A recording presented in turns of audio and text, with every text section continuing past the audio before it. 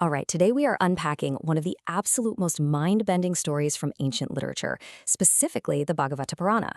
We're looking at a Leela, a divine play that perfectly bridges a totally relatable everyday childhood moment with literally the most profound cosmic philosophy you can imagine. We are exploring the exact moment Mother Yashoda looks into her little boy's mouth and sees, well, absolutely everything. It's a journey that's going to fundamentally change how we think about the mundane and the infinite. Let's dive in. So think about this for a second. What if the entire universe was hiding behind the simplest, most ordinary disguise? Have you ever just looked at something completely mundane, a grain of sand, a drop of water, or even a playful toddler, and wondered, could there be an infinite reality hidden right beneath the surface?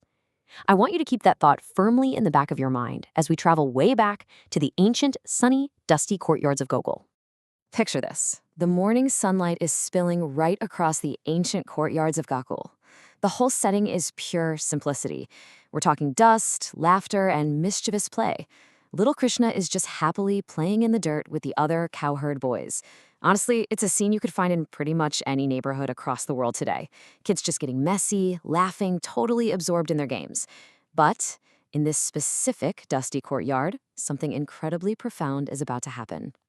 Suddenly, that peaceful vibe is totally shattered. The cowherd boys come sprinting toward Mother Yashoda, shouting over each other all excited. Mother Yashoda, Krishna secretly ate mud. I mean, it's the classic childhood betrayal, right? Friends tattling on the one who broke the rules. And standing quietly nearby is Balarama, Krishna's older brother, just smiling this knowing smile. Yashoda, reacting exactly like any concerned mom would, throws her hands on her hips, marches right over to her mischievous child, and demands to know the truth.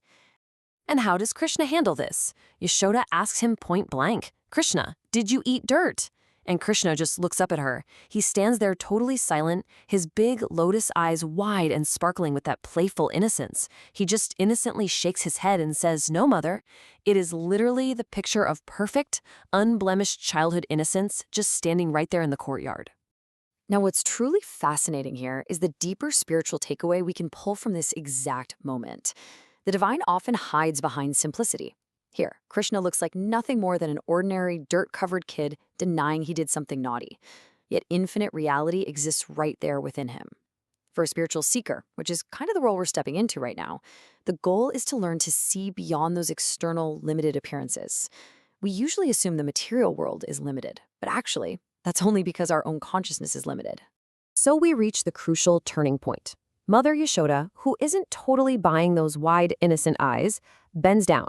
She's loving, sure, but she's got that absolute maternal authority going. She gives a simple command. If you did not eat mud, then open your mouth. It's such an ordinary demand. But as Krishna smiles softly and slowly starts to open his mouth, the entire fabric of creation is about to change. Yashoda leans in. She's fully expecting to see a little bit of Gokul dirt right there on her toddler's tongue. But what did she actually see? Let's take a breath for a second, because what happens next is this massive shift from a tiny, dirty mouth to an infinite, mind-shattering cosmic revelation. Inside Krishna's tiny mouth, Yashoda looks in and she sees endless galaxies. She sees billions of stars, massive planets, entire oceans, towering mountain ranges. She sees the flowing Yamuna River, the whole village of Vrindavan, and, this is the crazy part, she actually sees herself right there looking back into Krishna's mouth. She is witnessing infinite universes appearing within infinite universes. Suns, moons, all living beings, everything that ever was, is, or ever will be. Time itself is literally dissolving right in front of her eyes. And this brilliantly illustrates the core theology of the Bhagavata Purana, specifically this mystery of cosmic unity. It breaks down like this. First, God exists within creation. Second, creation exists within God. And third, the soul is eternally connected to the divine. Krishna is showing her that all existence rests entirely within divine consciousness. The universe is never, ever separate from God. This isn't just some cool magic trick, It's a profound demonstration that the vast, limitless cosmos and the tiny, intimate details of our daily lives are totally and completely unified. But just imagine actually experiencing this. Yashoda's body starts to tremble in utter astonishment. Her mind is completely overwhelmed.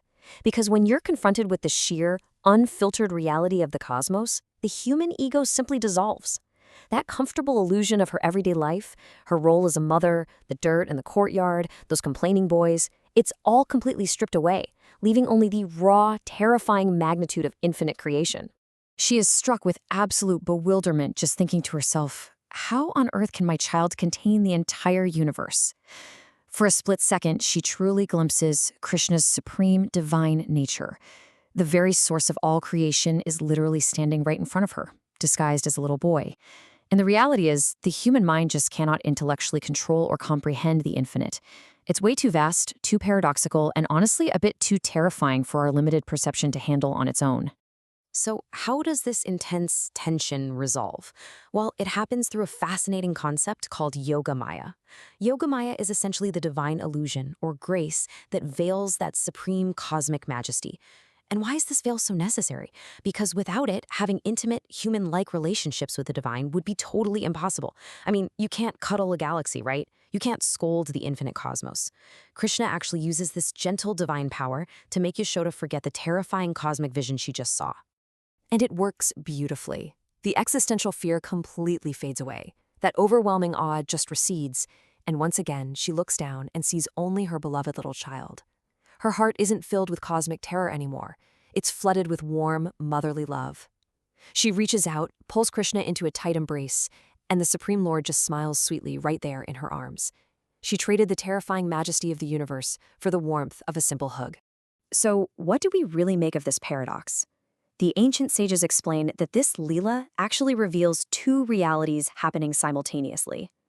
On the one side, we have Krishna as the supreme cosmic being, literally containing all galaxies and time itself. And on the other, we have Krishna as the loving child of Yashoda. The profound takeaway here is that both of these things are eternally true at the exact same time. The infinite is made deeply, profoundly personal through divine love. Which brings us directly to the concept of bhakti. Bhakti is considered the highest spiritual path of loving devotion. It's the active practice of transforming that fear of the infinite into a loving, intimate connection with God. This story beautifully shows us that even though Krishna is the infinite, absolute truth, he actively chooses loving, personal relationships over distant, fearful worship. Love is chosen as the ultimate dynamic, completely superseding awe. And that leads us to the core mystery of bhakti itself. Love reaches where knowledge simply cannot. Think about it. Mother Yashoda literally looked into her child's mouth and possessed the ultimate knowledge of creation. She saw the entire infinite cosmos. And yet, after witnessing all of that mind-blowing reality, she still just chose to love him as her child. That intellectual knowledge of the universe took a backseat to the intimate, powerful bond of her love. As we wrap up this explainer, I want to leave you with a question to really reflect on. Will you choose to be overwhelmed by the vast, frightening universe, or will you choose to embrace the loving connection that exists behind all of existence? The universe might seem vast, cold, and a little scary sometimes, but this story is a powerful reminder that behind the whole shebang is a loving consciousness just waiting to be embraced. Thank you so much for joining me on this journey through the cosmos and the dusty courtyards of Gokul. Om Namo Bhagavate Vasudevaya.